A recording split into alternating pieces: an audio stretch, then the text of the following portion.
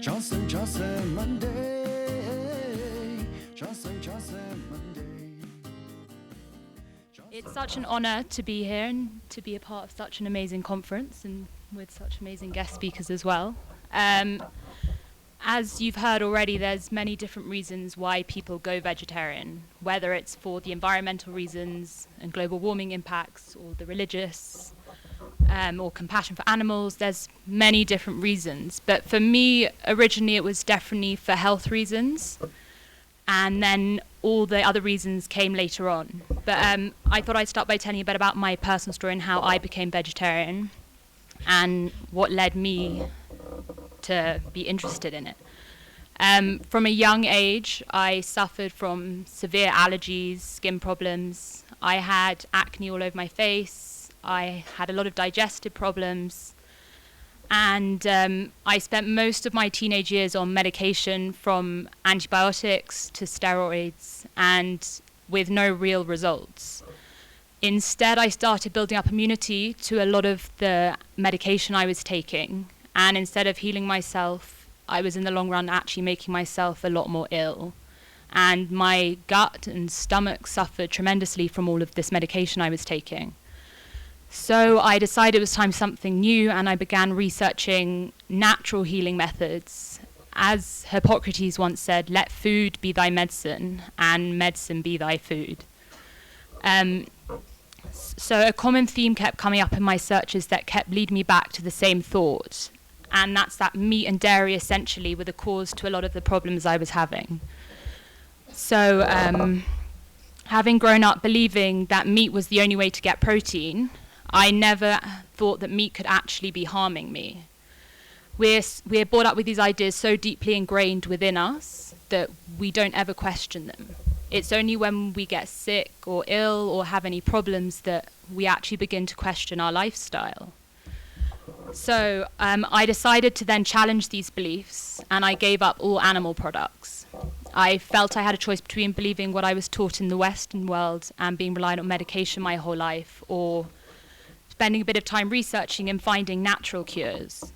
So I then spent a bit of time researching, and I tried out many different avenues, from a homeopathic medicine to allopathic, and I finally found a solution using plant-based foods as medicine. And for those of you who don't know what I mean by plant-based foods, I mean a diet rich in vegetables, fruit, grains, nuts, seeds, herbs. And then, so in the West, we're so reliant on medicine. When we have a problem, I think actually it's all over the world, when we have a problem, we, instead of actually investigating what the problem is, and we try to hide the symptoms, instead of investigating and eliminating the root cause of the problem. So I now use food as my medicine, and I don't take any form of medication. I began finding fresh, local, live, living food, and began seeing that when you eat something living, fruits and vegetables, it actually puts that life and energy back into you. I've now been following this lifestyle for many years, and my symptoms began to improve and reverse immediately, and my skin cleared up, I felt more energetic, and I put essentially life back into my body. So I then spent the next couple of years afterwards studying on nutrition, and I went and spent a lot of time in a health center in America called Hippocrates Health Institute, where they have a lot of patients with many different illnesses, from cancer to diabetes. And through changing their diet, they were able to heal themselves without any medication, without chemotherapy, without insulin medication. And this was, for me, an amazing thing to see, and also for people to be able to heal themselves through diet alone. That is what we need to aim towards. And so I feel like a great way to just see what we're designed to eat is to look at the animal kingdom. We're most closely related to that of primates, so monkeys, chimpanzees, gorillas, with 99.4% of our DNA sequences the same as a chimpanzee. And if you look at a chimpanzee and gorilla, we have very similar features. We our hands, we have flattened teeth for grinding plant-based matters. But then if you compare that to a carnivorous animal like the tiger, for instance, they have claws, they have sharp fangs for ripping into their prey and essentially attacking and eating their prey, something we don't have. We're not adapted like that. And so it turns out we look different, but it also turns out that our digestive system and bodies are built differently as well. Our intestine is about 30 feet long, which is about 12 times the length of our body. And it's designed this way so that there is enough time to absorb all the plant and fruit matter, which is quickly broken down and moves our body much quicker than animal protein does. The tiger, for instance, carnivorous animals, have a much shorter intestine, which is only about 3 times the length of their bodies. And it's designed like this because it's designed to be short so that the plant matter can quickly move through their bodies. It's designed so it can quickly get rid of all the acidic waste that is the byproduct of animal protein. So that we are designed very different. So it turns out we are designed differently, but we have the biological makeup of a gorilla, but we're eating like a tiger. So this is going to cause a lot of problems for our bodies. Our bodies are like cars in a way. If you fill them up with the wrong petrol, you're going to run into a lot of problems. The car will eventually stop and not work anymore. And our bodies are the same. You can go on so long putting the wrong products and eating the wrong stuff, but after a while, it's going to catch up with you and people will start getting ill and sick. And that's the precursor of illness. So we can get all the nutrients and energy our cells need from a plant-based diet, through a vegetarian diet. So there's no reason for us to be eating animal protein. All animal foods have their origin from plants. Plants convert the sun's energy into fats, carbohydrates, and proteins, and they pull up the minerals from the soil. So when you eat animal products, you're essentially eating plants secondhand. And also things you don't need, like saturated fats, cholesterol, and then carcinogenic animal protein. So for instance, a cow eats the grass. The grass is essentially the life force for the cow, where it gets all its nutrients from.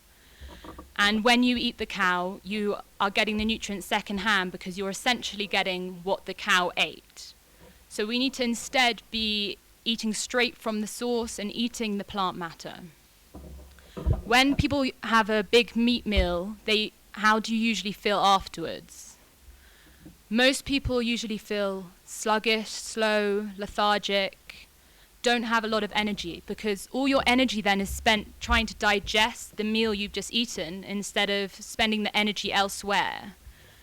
We need to be eating lighter foods, essentially, which give us the energy and life. For instance, in many countries that eat large amounts of meat, like Argentina, Spain, they all take siestas after their meals because all their energy then is spent trying to digest all this meat they've just consumed. The one question I always get asked when people find out I'm vegetarian is, where do you get your protein from? Protein is a big thing that a misconception essentially. Plants are a fantastic source of protein. Everything in life needs protein to live, and fruits and vegetables are no exception to this. By consuming a wholesome plant-based diet, you will receive more than enough to satisfy your body's needs. It may surprise you actually to discover that greens are one of your best sources of instantly absorbable alkaline protein. Amino acids are the building blocks of protein, and green vegetables are loaded with these muscle-building nutrients. How do you think cows get their magnesium, calcium, phosphorus, all the nutrients they need to survive? It's through plants. The green grass they eat contains all the phytonutrients they need to flourish. So we essentially need to be cutting out the middleman, the cow, and going straight to the source and eating grass, essentially. Many people believe protein is a solution, but it's actually the problem. it can be a problem. You actually need far less of it than we are taught, and in reality your body can only handle so much protein before it's stored as a toxin or eliminated.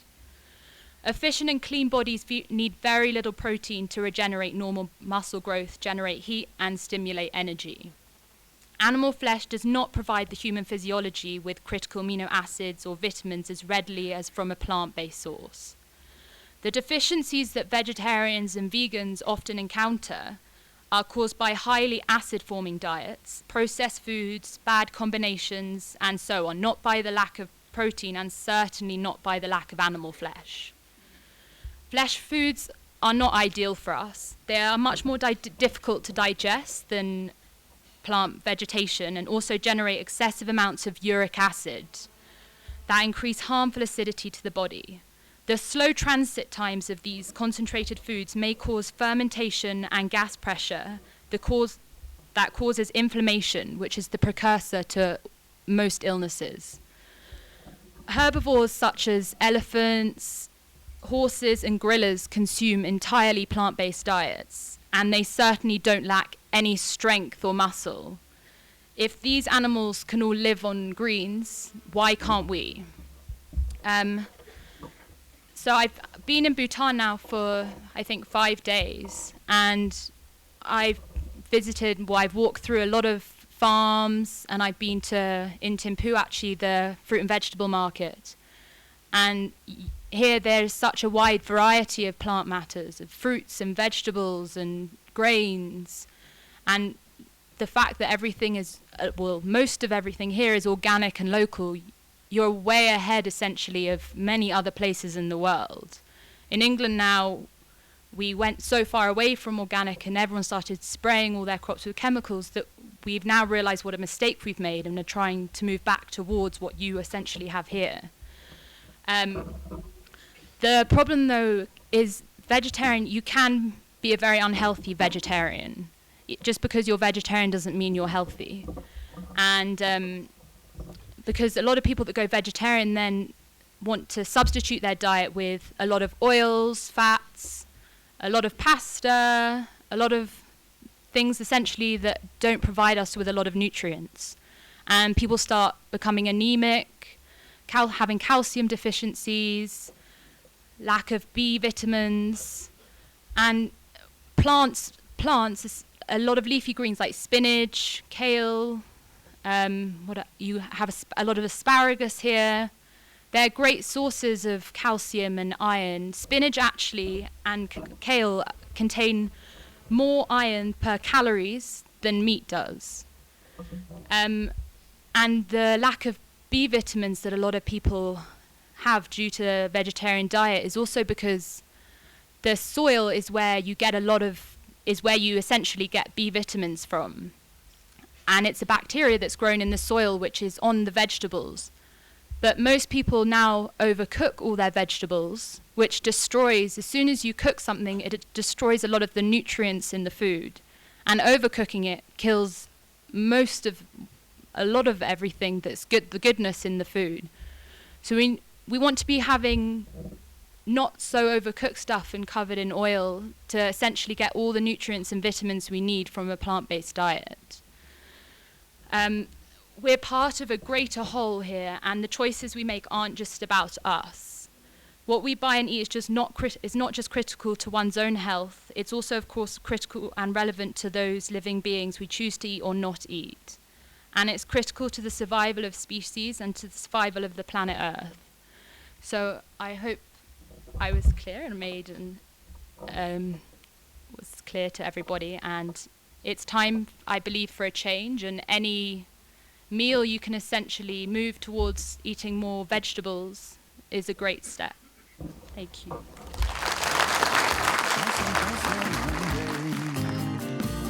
Jangsem Monday. Jangsem Monday. Jangsem Monday. Jangsem Monday. Jangsem Monday.